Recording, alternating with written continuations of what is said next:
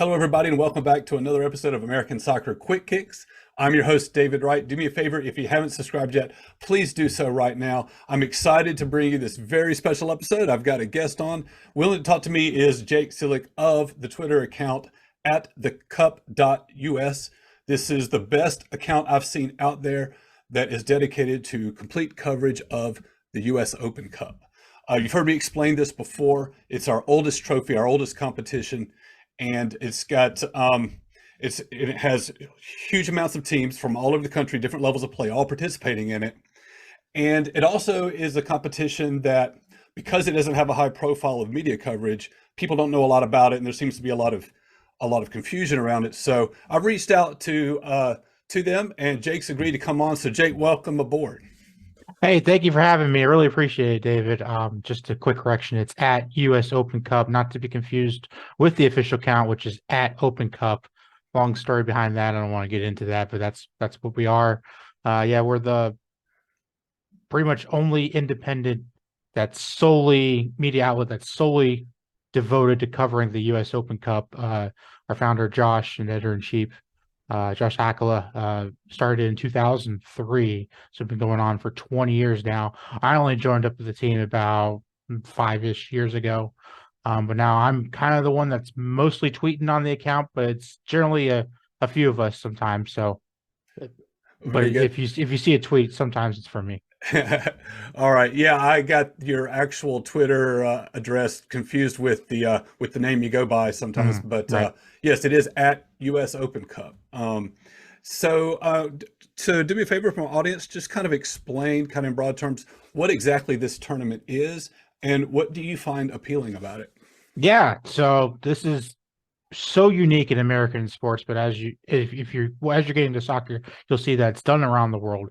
It is a single elimination knockout tournament that involves all levels of men's just adult soccer in the United States, from all the way at the top to Major League Soccer, to your lower division, as we call the lower division professional teams, your Division II leagues, USL Championship, and now your Division III leagues, which are USL League One, NISA, and then MLS Next Pro. They had a team, they didn't. We'll get into that at some point. And then after that, there is also can include any team that basically forms up in a league that exists. So it can be amateurs, it can be, your MPSLs, your USL League Twos, your UPSLs, we've had local leagues from Pennsylvania, from Florida, from you name the state that it's just about has had a team in this competition. Besides like Alaska and Hawaii, they got kind of a problem there with distance, but it really can include anybody. And so that's what makes it so appealing, I think, to me as a fan. I found it just as a fan of a lower division team, of a USL Championship team at the time. You can probably tell from one of these things in the back here. And what really appeals for those types of fans is that you can then play up. You can then play those MLS teams in a real competition for a real trophy that means something at the end of the year. And you can play and you can win and you can sometimes beat those teams.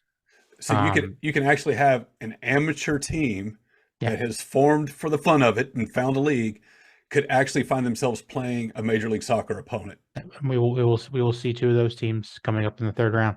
That's really exciting to see. Usually get about 1 to 3 or 4. We've had years where it's been more, but recently that talent gap has kind of really stretched, I think, and now we're seeing like 1 to 2. It was 1 last year, 2 this year.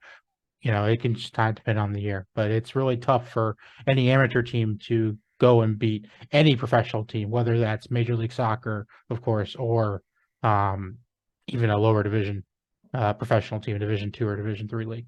It's really hard to do, and those teams that do it are, pull off some of the most amazing things that you see. What one thing I really enjoy is that there is a berth for the CONCACAF Champions League that is set aside for whoever wins US Open Cup. Yep, and now actually, if the champion gets in through other means, the runner-up will get in now. And I understand that Champions League is going to be expanding, so there's going Mhm. to probably be more opportunities there. But for me, that's so important to know that any club that forms anywhere, from any level of professionalism, including amateurs, at least symbolically, has a chance to go to Champions League. I mean, there's I think that's what's the really great about it. Yes, it's symbolically. Is it actually going to happen for an amateur team? Probably not. Like I'm a realist here, but that's why they play the games. You right. just never know. And just like last year, we had a Division Two USL Championship team for the first time in over a decade, over almost 15 years, make it to the final and had a chance to win it against Orlando City. Came up short, but you know that can happen at any moment. So MLS has been around since 1996, Mhm. and I believe they've won the title every year except one That's correct. since their league has existed. But the cup itself is a whole lot older than that. Mhm. How far back does this history go? And what did the soccer landscape look like before Major League Soccer? Yeah, it goes back over 100 years. You know, we're talking like the early 1910s. It was continuously running up until COVID happened, which forced its cancellation twice.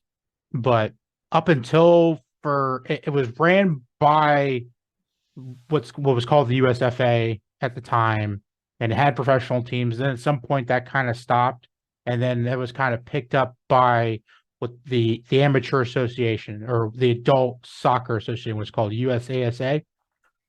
They kind of picked it up and ran it, and it was only with adult amateur teams, even while the original North American Soccer League had come into existence in the 60s, 70s, and 80s. They did not participate because it was still just an amateur only competition. It wasn't until Major League Soccer was forming and all that that they kind of went in. U.S. Soccer finally said, okay, we want to take back control of this competition. They did so actually in 1995, not 1996 when MLS started, but in 1995, and all of the lower division teams, professional teams participated in that year, and then from then on. And so that's what we constitute as the modern era when U.S. Soccer took back over the competition and ran it since the 1995 edition of the tournament.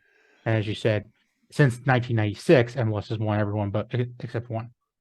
Okay, so I didn't know that. So I barely know much about NASL. Mhm. It was kind of before my time. I was alive but too young.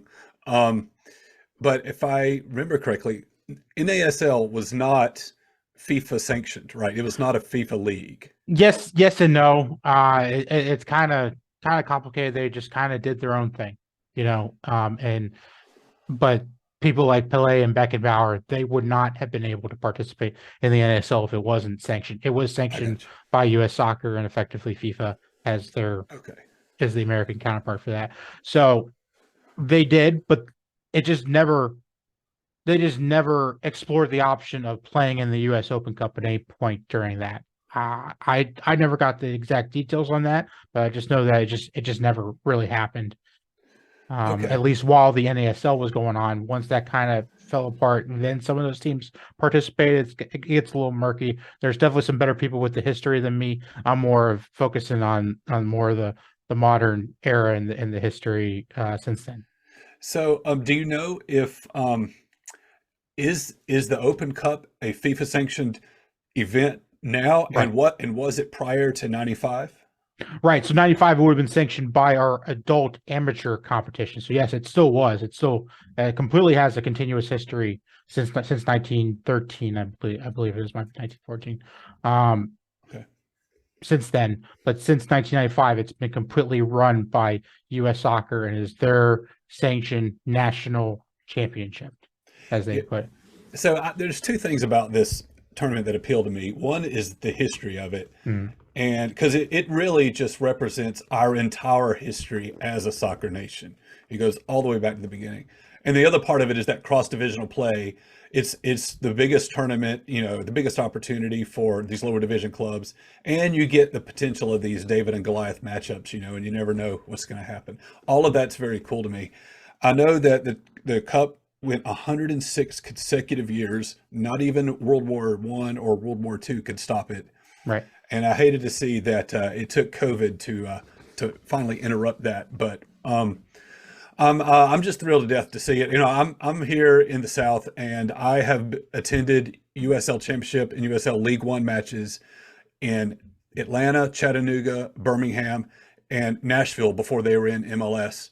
And I just fell in love with the idea of USL and USL League One, and it's fun to see that they're playing in a tournament that Major League Soccer is also going to play in. That's right. What's crazy to me is like just a week or two ago, I found some obscure random YouTube channel with it looked like some volunteers with low rent equipment, basically covering the USL match between Oakland Roots, which is USL Championship, and an amateur team, El Farolito or something like that. Actually, I believe that one was covered by U.S. Soccer. Oh, was it? Yes. Well, it was. I can get into that in a little bit. Okay. But yes, that was covered by U.S. Soccer. But there were other ones that were, just like you said, kind of set up by the teams or by even fans of teams. It was just cool to me because Yeah. here's this tournament. You're seeing this game being played in California between a professional team and an amateur team. Yeah. And on this professional team, on Oakland's team, was a player who plays for El Salvador's national team. And 1 week prior, he had been facing off against Christian Pulisic and Weston McKennie and everybody else in Nations League, facing the United States. And here he is playing amateurs the very next week. That's crazy. That's just like, you don't get that in any other sport. Really stark contrast there. It's really crazy to see. You'll generally see, and this happens worldwide. We're not saying this is specifically U.S. Open Cup, but these teams, when they are playing down a level, playing against like amateurs, if you're a professional team, you will generally rotate and play some backups and some starters and things like that, get some stuff, because you're gambling on the fact that you can win with those backups still against those amateur level players, because you're supposed to be better than them. But it's also a risk and reward, because sometimes they may still beat you. Yep, as we saw with a couple of them. But just to finish my thought, like 2 days after watching that, I'm in Tennessee attending the match between the Red Wolves and Birmingham. And to me, it's just kind of neat that there's this tournament that is nationwide from coast to coast. And the fact that it does not have a lot of coverage, or not a lot of high profile coverage, at least in these early rounds, makes it kind of, I kind of like that too. There's this low key tournament that everybody's playing in, including Major League Soccer. And it's like, if you know, and you're in on it. So it's kind of neat. I wore a special shirt for this. I don't know if you're going to be able to see it, but it's called, it says Open Cup Sicko. We kind of adopted that mantra. If you haven't heard of Sickos Committee on Twitter, it's a great follow, because that's what this competition really is about. It's for the sickos. It's for the fan that really wants to go all in on this. And it's just like all about the sport and all about this. You'll go to a US Open Cup game, and for various reasons that we can get into if you want, they're just not well attended for the most part. That can have to do for a lot of things, but that's what makes it great, because you're there and you're a part of something. And it's like, I'm so into this that there's less people here, but I'm ready to cheer my team on, or cheer for the away team, or go on away day for this type of stuff. It's really is a lot of fun, and we do need more people to get involved in it, absolutely. But as it is right now, it's for the sickos. But you know what? Like attending a match, I was at an Open Cup match last year between Nashville and Atlanta, and then this year I went to Chattanooga and Birmingham. And just the fact that knowing I'm at the Open Cup feels like a historical event, knowing that that's a legacy that dates back to 1913 or 14. You know what the trophy's called, right? The original trophy. You know who it was named after? The Sir Thomas Dewar Cup. And yes, that is the same Dewar that makes the Scotch. Wow. Isn't that something? That's crazy. So like I'm trying to imagine what it must have been like to play for this trophy in the 1910s and 20s and 30s and 40s, when transportation was not easy across the country, when communication was not easy across the country. The Open Cup must have felt like some kind of mythical holy grail somewhere in the unfathomable distance. And every little local club and league all had it in their minds that they were playing for this thing. I mean, it boggles my mind how what that must have been like, and we still have that trophy going on today. So On our website, thecup.us, we do have a history section, and I genuinely encourage everybody to go read that, because you will find some wild stories, and just stories that you would just be like, that really happened. But yes, we have the newspaper articles to back that up. Done over the years, it's so many people that have helped and done research on this competition of all the history from the very beginning. So I want to get to what's going on with the coverage. Mm-hmm. How is it getting coverage? Why are not all matches being seen? Is it going to get better? I want to get into all that. But before I do, let's talk a little bit about how seriously do clubs take this tournament? And I'm going to guess that if in the lower division, they're taking it real seriously. But it seems like MLS, at least as they first entered the tournament, they're really casual about it. And why is that? So people, I talked about this rotation thing, and people take that as not taking it seriously. Like, you should be playing your entire first team. And, I don't think that's necessarily fair. It is okay to rotate some players when you're playing down their level. That's a risk reward equation that any team should factor in. I think I saw today that Giovanni Severisi from the Portland Timbers was talked about US Open Cup. He says, hey, this Open Cup match is in between two big long away trips. The player selection and availability might be a thing. That means he's probably considering rotating heavily. That doesn't mean that Portland's not taking it seriously. It just means, hey, we're playing Orange County SC of USL Championship. It's a good side, and we're going to have to put our effort in it. But do we need our full starting 11 that we would play against Seattle or Vancouver or LAFC? No, we can probably rotate and sub out 3, 4, sometimes 5, even 6, depending on what you see is. So that's where some fans see it as not taking it seriously. And they think that maybe they rotated maybe too much. And that's a fair critique to have. It's like, hey, we should be winning these games against, Columbus lost to Detroit City last year. Columbus fans probably felt we should have won that game. Why did we rotate so many players? Did we rotate enough, so many players, and stuff like that? Or, Atlanta playing Chattanooga, y'all won, what was it, like 5-0 or something last year in that first game. You probably still rotated a few fair number of players, but you still won 5-0. That's probably pretty good. So that's where I think that gets misconstrued a little bit. But there are definitely teams that maybe rotate more than maybe they should and get defeated quite a bit more. Real Salt Lake comes to mind. Colorado Rapids comes to mind, where they're rotating a little bit more than maybe they should, and they're losing consistently early on. That's where you probably get that whole, we're not taking it seriously. But you're definitely right from the lower division standpoint. When they're going up against Major League Soccer, they're going all out, because this is it, and for them. And then what also plays into factor is that for each divisional level, so the Division 2 level, the Division 3 level, and then the amateur level, each of those has a $25,000 prize for the furthest advancing team. So that gives them all even more of an incentive to go for this, and just, hey, let's play our best starting 11. We'll maybe rotate a little bit in the next league match, and we'll go for it. And you just see it consistently. That's a big payday for some of those clubs. Absolutely. You got clubs that are generally running at that level, 7 figures deficits on their budgets every year, losing $1 million, million and a half. If you talk to some of the people I've talked to, 25,000 could make a big payday on that, and make a big, so you're not losing nearly as much.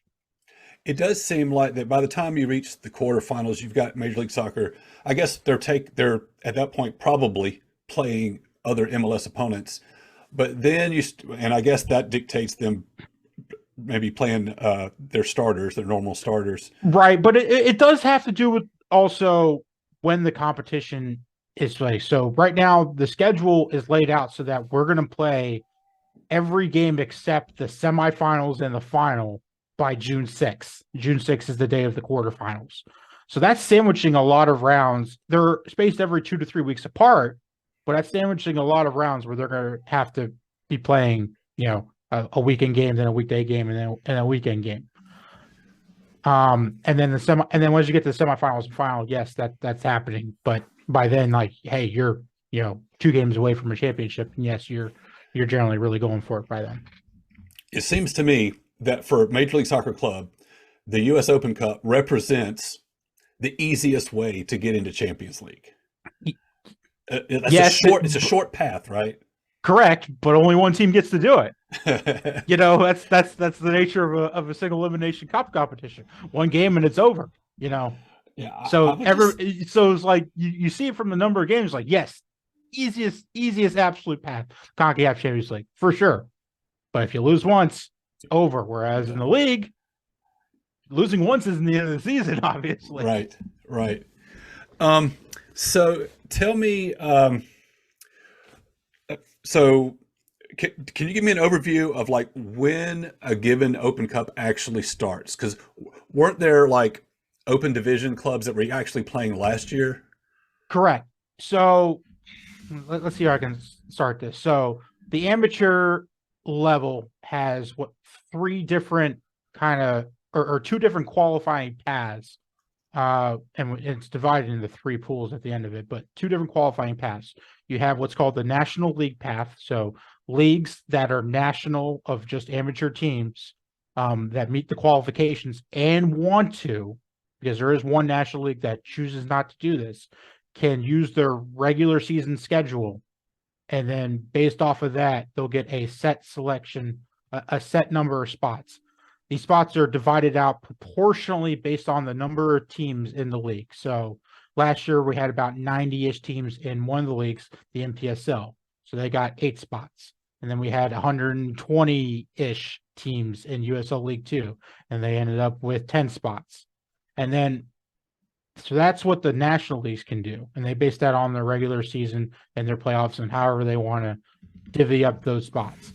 But then, just like you said, there are also what's called the local qualifying path. So every other league that isn't those 2 leagues or any other league that chooses to go that path can then go into the local qualifying path. And so we get roughly about 100 to 120 teams every year, and they're spread across the country. And then again, there's a set number of spots to decide. This year it was 9. They said, okay, we're going to have 9 spots available at the end. So we're going to play down from about 100 down to 9. And it ended up with everybody playing about 3 to 4 qualifying matches. Those are held starting in September through December of the previous year. So that's when officially the cup competition starts. Everybody that plays for those goes into cup tying. Should I explain what cup tying is for everybody here? Go ahead. Yeah, so cup tying is a concept only done in these types of competitions, where once you play for a team in that cup competition for the year, you are locked in or cup tied to that team. You cannot play for any other team for the rest of that cup year or that competition from the first game until the championship, basically. Yes, because it's so massive and it's so long, there can be player movement. When it was invented by the FA Cup in whenever that was, 1800s, early 1900s, it was because teams that had advanced were pulling players from clubs that had lost to then supplement their teams for the next up, and they decided that was unfair. Okay, so there's this qualifying phase prior to round 1. That sounds like it could actually get started before the championship game of the previous cup is played. That's correct. So this is actually just a ongoing, constant tournament at some level. There is very few months of the year where there isn't a Open Cup game going on, or at least you got something pending on the calendar, right? And then go ahead. Then that decides everybody from the amateurs that are in round 1, and so the current format is round 1. The qualified amateur teams from the 2 national leagues and the ones that went through that qualifying tournament, they play each other in round 1. Then to round 2, that's when the Division 2 and Division 3 teams join. and then we get a whole bunch of games with those. Sometimes Division 2 against Division 3, sometimes Division 2 against amateur, and then sometimes Division 3 against amateur. And they'll play.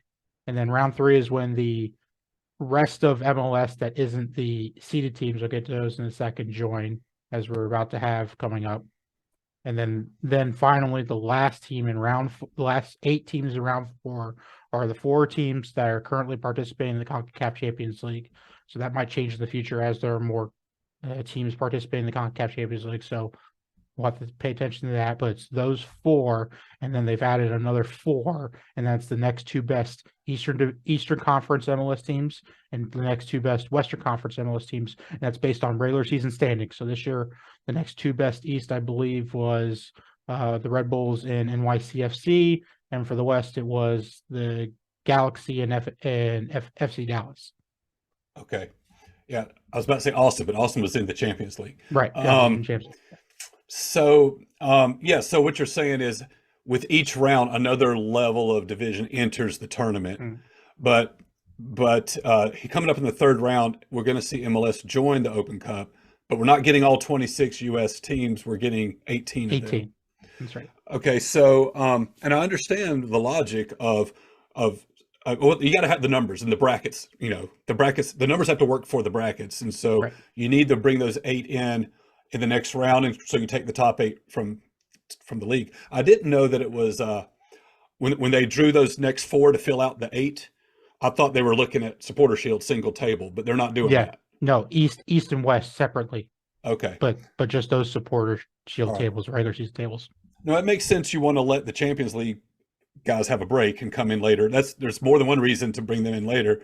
But does that work out on the calendar? Is Champions League going to be done before they enter the Open Cup? So this is the reason why they do get this stuff, because I believe LAFC and who are they playing? Philadelphia will be playing their first leg during the 3rd round of the U.S. Open Cup. So I mean that's why they do it, because that's a conflict. So Champions League is going to be more important, so they got to play that. But then when they join in the round 32, I believe even the final's done. So I believe they're completely set for that. Good. So one thing I like about the sport, that at least unique to all of sports in our country, is that with soccer, there's an opportunity for teams to play in more than one competition. And just the unique nature of this, again, I find all of it very cool. By the time you get to the very later rounds of it, it's almost always just MLS. You have 1 or 2 maybe from USL sneaking in there, like we did last year. Right. But at that point, the appeal of the tournament to me changes. I still like it, but I like it for a different reason. Just because some of these MLS clubs might be struggling in the league, and they might be mid-table, low table, and pretty much unlikely they're going to make it to Champions League in any other way. But now they're playing an elimination tournament that maybe not everybody else is going to take as seriously, and they have an opportunity to really push and go for it. So to see that there's an opportunity to get in Champions League, for those guys, that's the appeal of it at that stage. But that's not really the main appeal for me. I mean, I'm coming at it like as an opportunity to see the lower division clubs playing in the same tournament that Major League Soccer is. So you said that you came to this as a fan of a USL club. What's your take on that? And like, what's your feeling on it once it's almost all MLS? Does it lose any appeal for you at all? No, it still doesn't. You're still playing for a big trophy at the end of the day. Yeah, these next few rounds, these next 2 or 3 rounds starting with the 3rd round, are definitely, I would say, the best rounds to watch for as a fan, because you are seeing these David versus Goliath matchups all over. But even once that's done, and it is all mostly MLS or all MLS most of the time, it's still big, huge matches, and the crowds get bigger and bigger, and the final is a huge deal, and you're playing for that trophy at the end of the day, the one that's historic. They still add the old historic trophy doesn't exist, or still exists, but they don't hand it out anymore. But they still put the name on it every year, which is really cool. It sits in the Soccer Hall of Fame in Frisco. And then plus the prize money, believe it or not, the prize money for the U.S. Open Cup Championship is actually more than you get for winning MLS Cup. Last time we checked, it was $300,000 for the U.S. Open Cup. and it's about $250,000 for winning MLS Cup. Wow, how about that? Yeah. That's pretty cool. So Now, it was Sacramento, right, that made it to the final last year? Am that's I right. right? So did they get a payoff? I guess they did just for being the last USL team. They well, now they will actually be able to win both. They technically didn't. They only won the runner-up prize, which was 100 grand. Okay, well, I mean, that's pretty cool. Yeah. So I know like there's a couple of matchups I'm aware of that are cross divisional. They're coming up in the third round that I'm personally looking forward to. The Richmond Kickers are, I believe, if I got it right, the oldest continuously operating club that we have in America. They date back to like 93 or something like that. I believe that's correct. And I'm they not won aware the of anything Open else Cup. like that. They're Yep, previous Open 95. Cup champions, like just before MLS came Right. on the scene. And then when League One began, they voluntarily stepped down to that level. So they're actually in the third division, Right. right? But they're going to play DC United, which is fairly local to Richmond. Right. Because of what we do in the U.S. Open Cup, because it's a big country and there's a lot of money that it costs to travel and stuff, you generally do play, especially this early on in the tournament, teams that are pretty close by to you. So Richmond against DC United is actually a pretty frequent matchup that happens quite a bit because they're right next to each other. Well, also, I mean, let's be honest. I mean, I'm a 96er when it comes to MLS. I remember those early DC United teams very well. But the reality is DC is not a good team right now. And if they're among the worst clubs in the league, in competition to be the worst club, and they might even rotate against Richmond. I mean, I don't know. I feel like Richmond has a chance. I mean, always a chance. That's why we watch it. And that's why they play it, because you just never know. You just never know which one's going to do it. Yeah, who would have thought it would have been Union Omaha? It would have gone into Chicago and got that done, and then went into Minnesota and got it done. Like, and who would have figured? And then a little bit to the west, you have another team that's not very good in MLS right now, Chicago Fire, and they actually find themselves playing an amateur opponent. Right. So I can't imagine that the Fire are going to lose that match. But just imagine being those amateur players. That's got to be just like a life dream. I mean, the number of times it's happened is, I believe, two. We have Dallas Roma defeating Chivas USA in 2006, and we have the famous Cal FC led by Eric Winalda defeating Portland Timbers. That was in 2012. That's a game to remember if you're an Open Cup sicko like us, man. That was up there. I was not aware of that one. I'm going to have to look into that. That sounds cool. Now, you mentioned earlier there was a second amateur team that has made it to the third round. Is that right? Yes, that would be Tulsa Athletic, who defeated FC Tulsa in the second round, like a crosstown local meeting, beating the local pro team, and you get to advance. They'll be playing Sporting Kansas City in the third round. Okay, so an amateur club from Tulsa finds themselves playing the Sporting KC. So how often, or does it happen at all? I haven't even looked at the schedule. Do these MLS teams play on the road in the Open Cup against lower division clubs?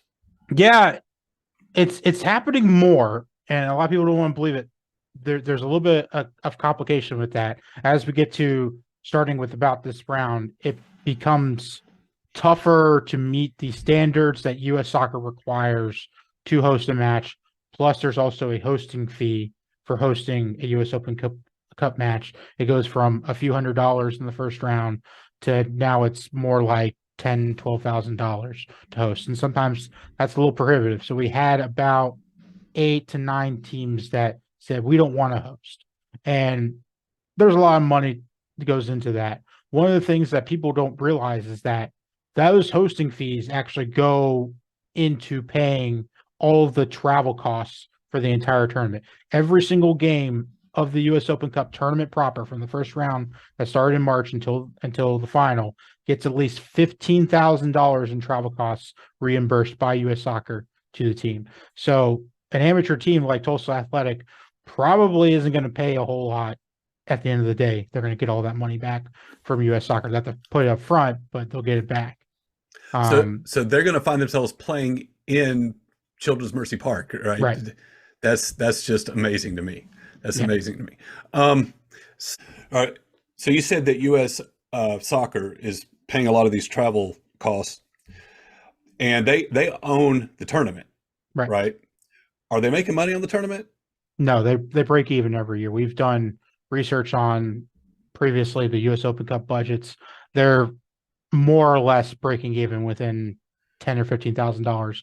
They spend about $1.3 million to $1.5 million, and they take in about $1.3 million to $1.5 million. That's your entry fees plus those hosting costs plus any kind of income from any kind of broadcasting, which we'll get into, which doesn't really exist. And then outgoing is all those travel costs, is the vast majority of those costs. Okay, so so I got something wrong a couple of videos ago. I didn't pay attention to the first round, and I said on my channel that all these games are on ESPN Plus, and I was going off what I knew off the past few Right. years. And but that's actually not true at all. Can you explain the kind of the broadcast landscape of this tournament right now? Sure. Prior to 2019, it was really more or less up to the teams to kind of broadcast these matches. And they were on various different platforms. Some teams would, some teams wouldn't. It would just depend on if they felt like that was a cost worth having. It's cost money to set up cameras and get a stream going. Then finally in 2019, U.S. Soccer decided and said, "Hey, we've got enough money in our budget. Let's go ahead and get these games all on one platform." And so that's that ESPN Plus deal. What we didn't know at the time that we do now was that ESPN, all they did was say, "Here's our platform, put your games on it. We're not touching it otherwise. We're not going to help. We're not going to send camera crews out to these games. We're not going to send commentators except for the final. And that's it. That's all we're going to do." So US Soccer has to go then and out of their own pocket work with a broadcaster. The company is called Vista WorldCom, based out of Fort Lauderdale. And they go with them and they basically work with them to cover all of these games out of their own pocket. We were told very recently that roundabout was somewhere in the $2 to $3 million range per year of broadcasting costs paid by U.S. Soccer. 2019, they were able to do it. It was a 4-year deal, so it would have been for 2020 and 2021. COVID canceled those, so it just didn't happen. And in 2022, that was the last year of the deal, and they said that all happened. Well, also since COVID, we played no national team games. There were no national team games, so revenues at U.S. Soccer plummeted, and they were in the red and had budget deficits of 10, 20, 30, sometimes even $40 million. We've got budgets to look back on that say this. And so they said, okay, now that we have this deal, U.S. Soccer signed a deal with Warner Brothers Discovery. So that's your TNTs, your HBOs, your TBSs, your Turner Broadcasting. And the Open Cup is included with that because that is a U.S. Soccer owned competition, as you said. So you got your men's national team games, your women's national team games, and your Open Cup games. And they said, okay, Turner's come to us with pretty much the same deal. We've got a platform. You put your games on it, but we can't help out with anything else. We're not going to help out with anything else, so that's going to lose us money or whatever they decided. We'll provide you with a platform. You go and broadcast whatever games you want. Well, U.S. Soccer's losing too much money now, so they can no longer broadcast every game. And so they decided, well, we still want at least some, so we're going to get at least some of the first round, second round, third round. And as of this recording, they haven't made any announcement for any round afterwards. So the round of 32 and on, we don't know. We're hopeful that every game from then on is going to be broadcast, and it's not going to be an issue. But for at least these first 3 rounds, out of U.S. Soccer's pocket, they're broadcasting. It was 6 in the first round, 8 in the second round, and now 8 in this third round out of their pocket. The rest of the games will be up to the teams. That's just like it was prior to 2019. Some are going to do it. Some are not. We had 1 in the first round, and I believe we had 8 or 9 in the second round out of 29 games. So one out of 14, and then 8. I think it was 8 out of 29. That just the teams did not want to put up those costs and would not broadcast. And that stinks. That's obviously terrible. We want to be able to watch all these games, but at the same time, you can't force a team to put out. We've talked to teams that can be a few $1,000s, $5,000, $6,000 to even $10,000 to operate one of these games. And so if you take that 2 to 3 million that U.S. Soccer did and you divide it by about 100, it's about 100 games every tournament. Yeah, it's like $20,000 to $30,000 a year. It's probably more for the later rounds as they want more people to watch and have a higher quality broadcast. So those probably cost more, but that seems to line up about $5,000 to $10,000 a game. And so, you can't force a team to do it, but maybe they should. So individual clubs are having to pay for the local production of the match they're hosting. That's right. And they have to keep it at least what U.S. Soccer is doing. So for these first 3 rounds, U.S. Soccer through that Vista WorldCom is bringing out 2 cameras. They have instant replay, they have commentators, and they have score display and the time on there. That's all that's required. So as long as they have that, they can do that. So some teams are also balking at that. They only want to have 1 camera, or maybe they don't want to hire a commentator, maybe they don't want to do instant replay.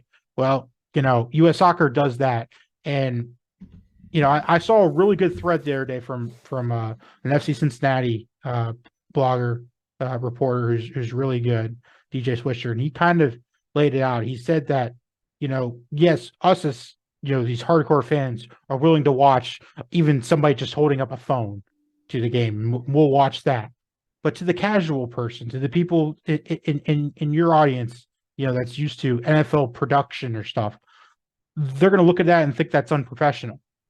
And so it's good to some part to have these standards and say, yes, we should have at least 2 cameras, and we should have instant replay if possible, and we should have commentators that are at least decent at this job commentating a match, so that at least this tournament that is their national championship has some level of professionalism to it. Yeah, I work in video production, and I've actually done live events of minor leagues, like a minor indoor football league. We were doing broadcasting. You know better than me then. And and we had the commentators and we had the cameras going, but it's all very low budget. And Right. and I would say I have the eye, but really anybody, you can tell the difference between a low budget broadcast and a higher budget one. And I was watching that Oakland game on YouTube, and it definitely had all the earmarks of a low budget production value. But you're telling me that was actually put on by U.S. Soccer. That's correct. Or was it put on by Oakland that U.S. Soccer approved of? No, that was done, but through their broadcasting contractor, Vista WorldLink, based out of. I believe there's another one. I'm not 100% on that, but that is who they were working with on the ESPN Plus games that you were watching in 2019-22. They went with the same one because we had some of the same commentators. So that kind of tipped us off on that. Okay, so the games that have been covered so far, they've only been online, right? Right. Streaming platforms and YouTube and things like that. A free streaming platform, which isn't, ESPN Plus, which some would say that's an advantage and some would say it's not. I say YouTube's just fine. We didn't really have any issues. There's also 11 Sports, which had some issues sometimes. Sometimes, most of the time, it was good, though. It just kind of depends. We even had one that was on Facebook. That was fine. So, those platforms are great, but as we hopefully get to the round of 32 and on, and what I think you're about to ask me, will we see these on maybe an HBO Max or a TNT or something? I definitely think we're going to return to the 2019-22 finals were on ESPN Plus and streaming only. I think we're going to finally get those back on TV. The final this year, I hope, but let's hope, is back on TV and we get it on a TNT. Okay. But at worst, I think we're going to see most of these games end up on some kind of good streaming platform, whether that's HBO Max or maybe it's still the YouTube.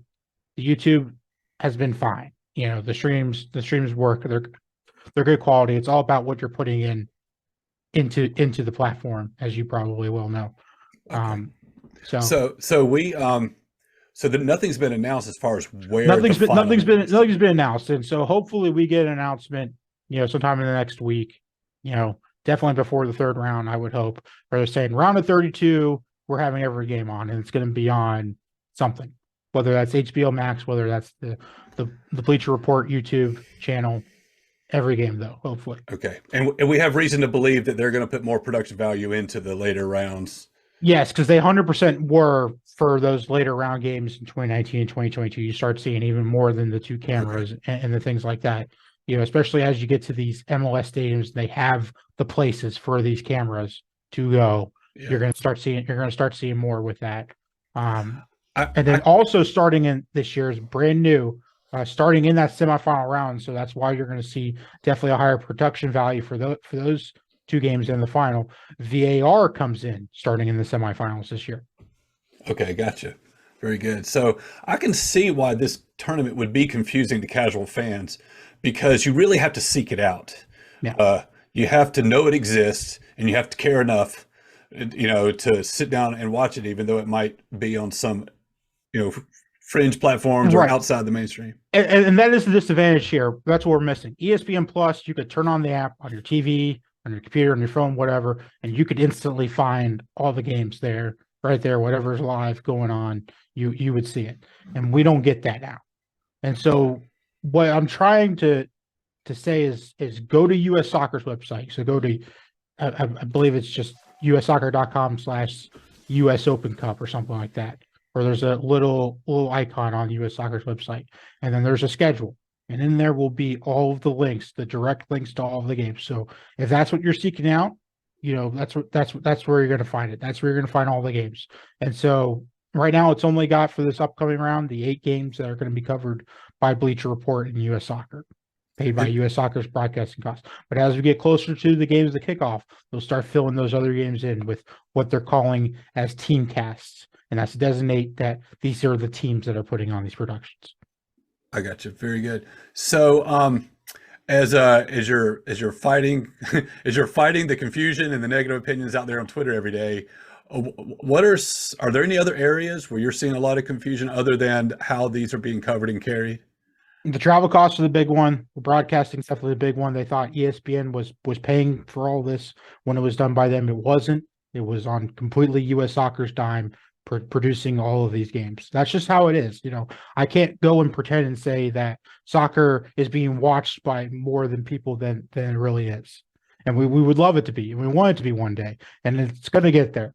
But as it is right now, that's what it is. And these production company, these broadcasters, your ESPNs, your Turners, your CBSs, your Foxes, they're not going to come in and say, we're going to pay that $2 to $3 million or whatever US Soccer told us to produce all of these games, because they're not going to see a return on that, or at least in their mind, they're not going to.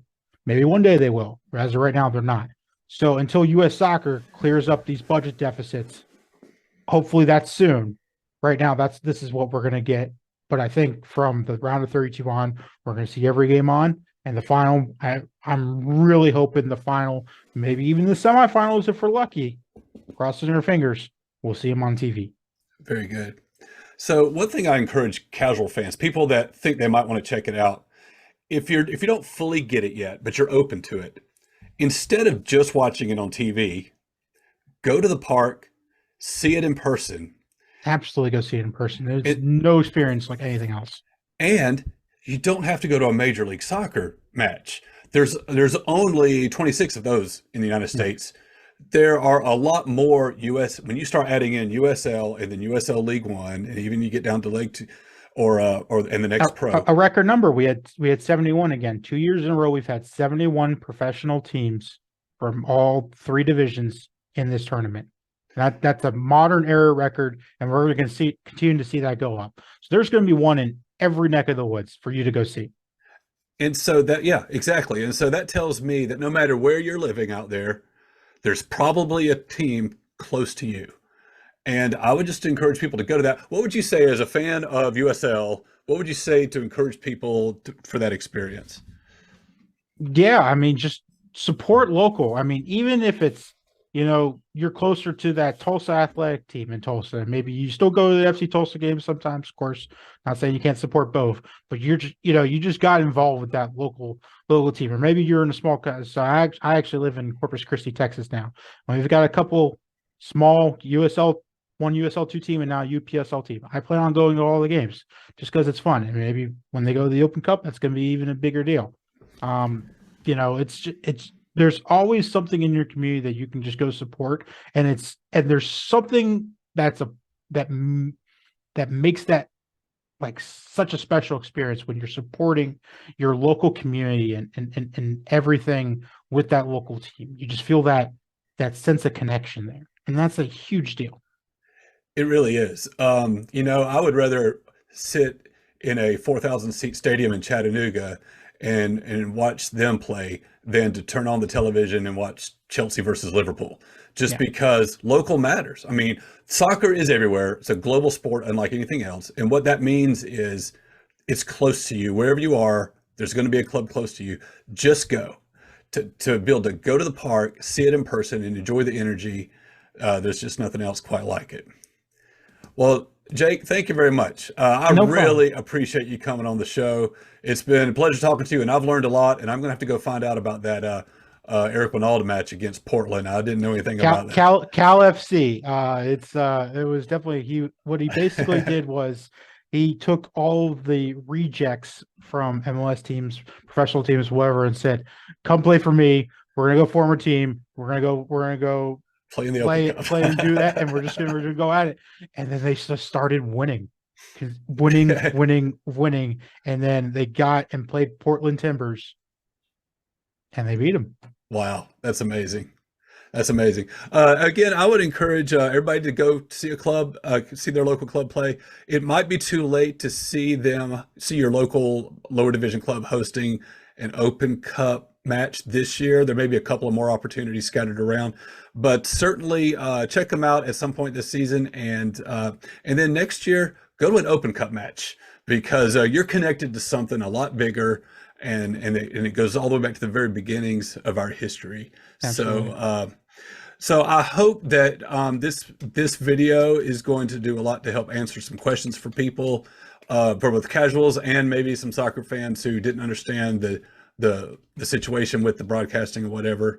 I'm excited. I'm ready for the third round to start. So I really appreciate you taking the time to and you've got a huge Twitter account. You come out here and help little old me just so we can spend an hour or so talking about Open Cup. It's been a pleasure. You bet, man. That's how we grow it. That's how we make this better. So it's absolutely my pleasure to be on with this. Thank you for having me. Thanks. Well, very good. We'll wrap it up, and maybe I'll get you back on as we get toward the end of the tournament here. Sounds good. All right. Thanks a lot, Jake, and I'll talk to you next time. Thanks, David. Appreciate it. All right.